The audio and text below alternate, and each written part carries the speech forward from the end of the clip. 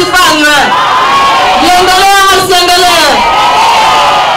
Na tunasema katika safari hii hatuwezi sema tunaacha kina baba nyuma. Hatuwezi sema tunaacha mtoto wa kiume nyuma. Sisi kina mama ndio tumebeba majukumu ya kila mtu. Sisi kina mama ni watoto wa baba na mama. Sisi kina mama tumezaa watoto wa kike na wa kiume.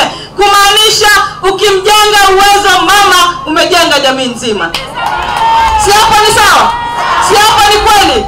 Na mimi nataka niwashukuru kwa kujitokeza kwa wingi ili kuja tusherehekee sote siku ya kina mama duniani.